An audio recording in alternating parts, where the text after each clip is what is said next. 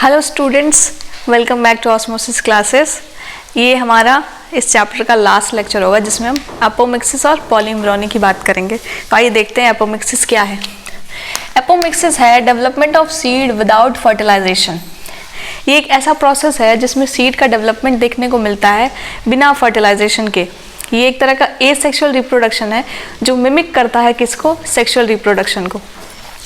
इसके एग्जाम्पल्स अगर हम देखें तो एस्टरेसी और ग्रासेस। अब एक्चुअल में एपोमिक्सिस में होता क्या है?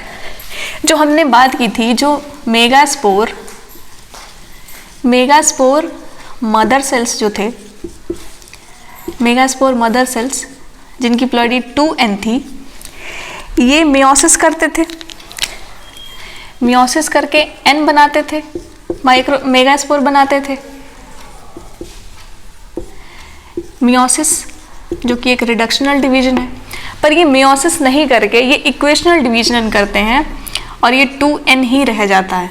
ये माइटोसिस करते हैं, मियोसिस नहीं करके माइटोसिस करते हैं और फिर ये क्या बना लेता है? एम्ब्रियो बना लेता है और इसमें आपको डेवलपमेंट देखने को मिलता है और सीड्स का फॉर्मेशन भी आपको देखने को मिल जाता है। बेसिकली इसमें हुआ क्या? मियोसिस नहीं हुआ, माइटोसिस हो गया। ओके। अब ये दो तरह का एडवेंटिव एम्ब्रियोनी। एडवेंटिव एम्ब्रियोनी में वो होता है जो सेल्स होते हैं न्यूसिलस या फिर इंटेगुमेंट से जब एम्ब्रियो बन जाता है, क्योंकि आपको पता है जो न्यूसिलस और इंटेगुमेंट के जो सेल हैं वो भी डिप्लॉयड होते हैं, तो वो एम्ब्रियो सैक में जाके डेवलप कर जाते हैं एम्ब्रियो में और बनाते हैं क्या? फ्रूट। फर्टिलाइजेशन के बिना वो सीड का फॉर्मेशन कर देते हैं।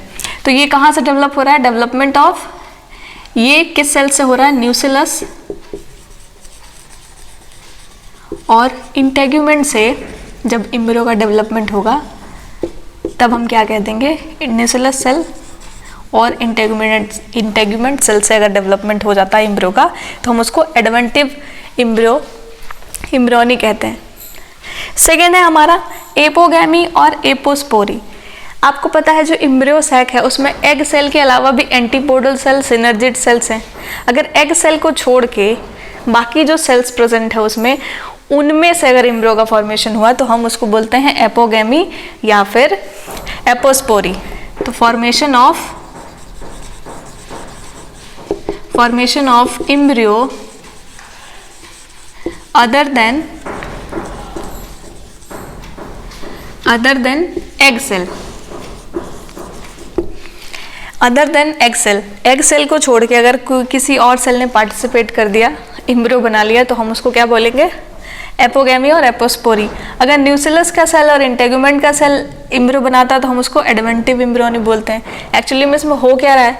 मियोसिस की जगह पे माइटोसिस हो जा रहा है, रिडक्शनल डिवीजन नहीं होके इक्वेशनल डिवीजन हो जा रहा है और फिर वो इसमें मेल गैमेट का कोई काम नहीं है।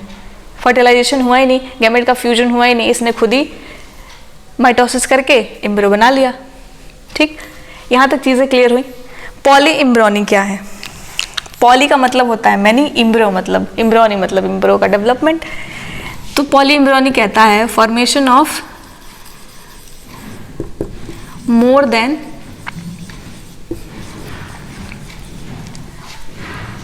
One embryo. Formation of more than one embryo. अब ये कैसे हो रहा है? ये होता कैसे है? देखो, ये आपका एम्ब्रियो सैक था, ये आपका एम्ब्रियो सैक है, इसमें आपको एंटीपोडल सेल्स, ये आपके सिनर्जिड्स, ये एग सेल, इसके बाहर आपको न्यूसिलस की इंटेगुमेंट की लेयर देखने को मिलती है।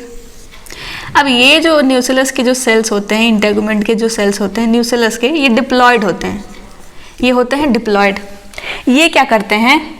इसमें एंटर करते हैं और डेवलप कर जाते हैं।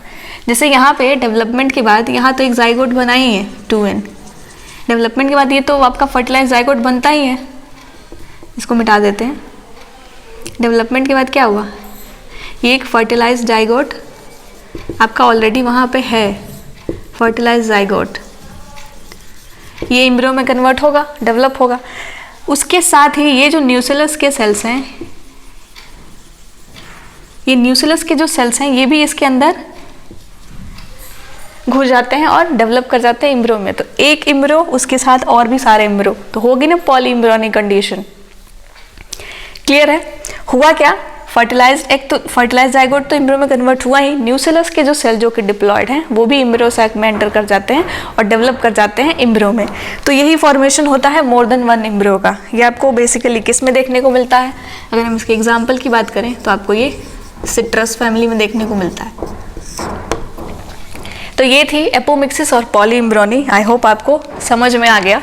मैंने शॉर्ट में समझाने की कोशिश की है। इससे क्वेश्चंस पूछे जाते हैं, आप चाहे तो उसका स्क्रीनशॉट ले सकते हैं और अगर कोई भी क्वेरी हो तो आप कमेंट बॉक्स में क्वेश्चन डाल सकते हैं। ये चैप्टर हमारा यहीं पे समाप्त हो गया। अगले लेक्चर से हम हमारा नया चैप्टर शुरू करेंगे। आज के लिए बस इतना ही। Thank you.